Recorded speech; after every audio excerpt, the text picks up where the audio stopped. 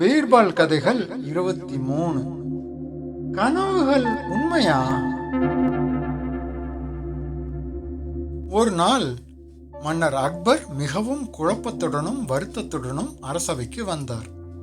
அவர் முகத்தில் இருந்த கவலையை பார்த்து அரசவையில் இருந்த அனைவரும் அமைதியாக இருந்தனர்.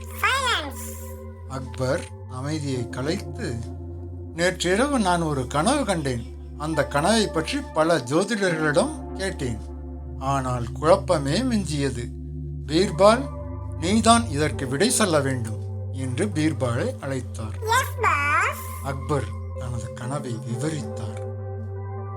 பீர்பால், என் கனவில் நாம் இருவரும் ஒரு ஆழமான கிணற்றில் விழுந்து விட்டோம்.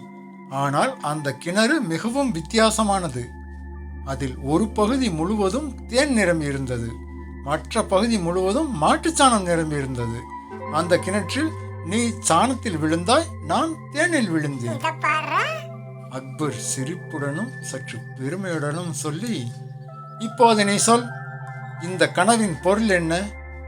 எல்லோரும் இதற்கு பலவிதமான பயங்கரமான விளக்கங்களை சொல்கிறார்கள். ஆனால் உன்னுடைய பதில் என்ன என்று கேட்டார். அரசருடைய கனவின் விசித்திரத்தை பீர்பால் அமைதியுடன் கேட்டார். சில வினாடிகள் சிந்தித்துவிட்டு பீர்பால் புன்னகையுடன் பதிலளித்தார். மன்னா, இந்த கனவு மிகவும் எளிமையான ஒரு உண்மையை பற்றியதுதான்.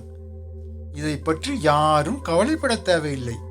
அதாவது, தேன் நிரம்பிய பகுதியில் நீங்கள் விழுந்ததால் நீங்கள் தேன் முழுவதும் பூசப்பட்ட நிலையில் இருந்தீர்கள்.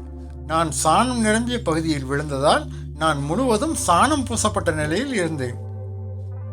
இப்போது இந்த கனவின் விளைவாக நிஜத்தில் என்ன நடக்கும் என்றால், நீங்கள் என் மீது தேனை வாரி தெளிப்பீர்கள், நான் உங்கள் மீது சாணத்தை தெளிப்பேன். அரசவை முழுவதும் ஒரே சிரிப்பொலி எழுந்தது. மன்னர் அக்பர் வாய்விட்டு சிரித்தார். யோ பீர்பால், நீர் என் கனவை கூட விடவில்லை, அதையும் நகைச்சுவையாக மாற்றிவிட்டீர்.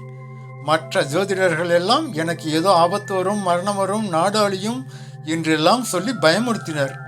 ஆனால் நீ அந்த கனவின் மர்மத்தை மிக எளிமையாக, அதே சமயம் வேடிக்கையாக ஒரு முடிவுக்கு கொண்டு வந்து விட்டாய் என்று அக்பர் வியந்து பாராட்டினார்.